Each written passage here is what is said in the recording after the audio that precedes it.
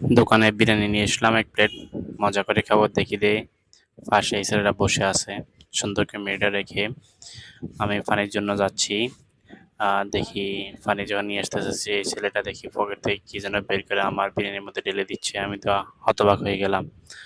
ঘটনা কি আমার এই বিরিয়ানির মধ্যে কি ডালতেছে? বুঝতে পারতেছি না আসলে কি ডালতেছে। আচ্ছা আমি তো দেখে বলছি ওরা বুঝতে দিই নাই। আমি আসলাম দেখা যাক। আমি এখন তাকে কিছু না বোঝার ভান ধরে ওকে বিরিয়ানি খাওয়ার অফার করবো। দেখা যাক ছেলে কি করে, দেখি ওর রেট কি। খা তুই। যা বেটা তুই খাই তুই বিরিয়ানি মর। আমার বিরিয়ানি কি ডালছিস আমি জানি না। চিনিও না কই থেকে আসছিস তুই এই বিরিয়ানি খা। খাই মরে যা। যে মরে বলা সে মরে চলে যা। ঘটনা কি ও তো বিরিয়ানি খুব মজা করে খাইতেছে। আমি তো হতবাক। নিজের চোখকে অবিশ্বাস করবো? নিজের দেখা চোখের দেখা অনেক কিছুই তাহলে কি ভুল হয়?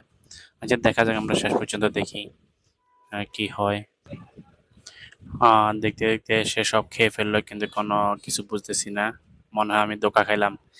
নিজের চোখের সামনে যা ঘটে গেলো এটা দেখার ভুল থাকতে পারে। আমাদের অনেক সময় এরকম হয় আমরা দেখার ভুল। দেখেন ওর হাসিটাই বোঝা যাচ্ছে। আমি ওকে জিজ্ঞেস করতেছি ওর হাসি